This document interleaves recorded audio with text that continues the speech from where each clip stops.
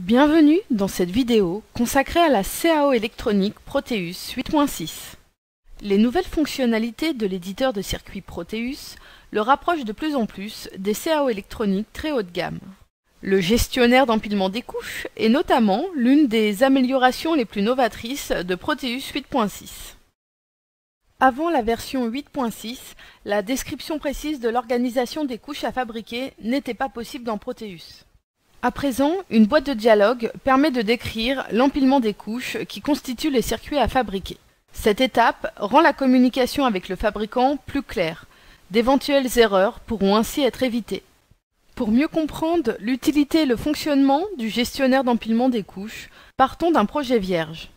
Vous verrez que, par rapport aux versions précédentes, il n'ajoute aucune complexité à la création d'un projet.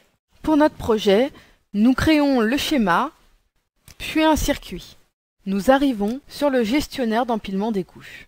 Nous pouvons voir que l'assistant crée un circuit composé d'une couche de cuivre supérieure nommée top et d'une couche de cuivre inférieure nommée bottom. Les couches sont séparées par un isolant.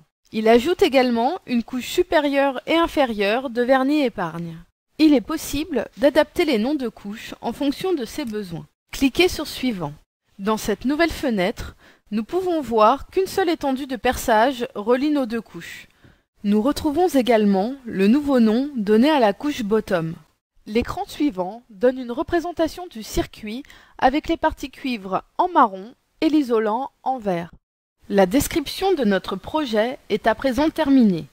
Notez que vous pouvez passer en système métrique en appuyant sur la touche M de votre clavier. Nous voici dans l'éditeur de schéma. Nous réalisons un schéma simple composé de 3 broches de connexion, appelées véropines, d'un condensateur et d'une résistance. Puis, nous réalisons le circuit correspondant. Nous allons procéder au routage du circuit. Au préalable, nous allons placer un plan de masse sur la couche bottom et le relier au potentiel GND. Ouvrons à nouveau le gestionnaire d'empilement des couches depuis le menu Technologie. 2 options sont disponibles pour chaque couche de cuivre. Le type Signal est utilisé pour une couche qui contient à la fois des plans de masse et des pistes. Quant au type Plane, il correspond à une couche qui contient un plan de masse global. Dans notre cas, nous choisissons l'option Plane. Changez l'équipotentiel associé à la couche, puis cliquez sur Créer un plan de masse.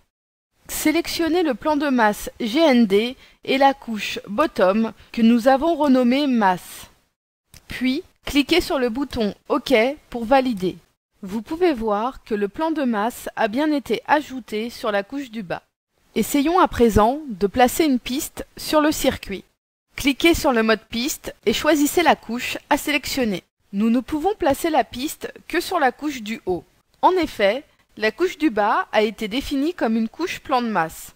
Elle ne peut donc pas contenir de piste. Plaçons à présent notre piste. Un des intérêts du gestionnaire d'empilement des couches est de permettre à Proteus de connecter automatiquement des pistes à des plans de masse lorsqu'il repère que les potentiels sont identiques.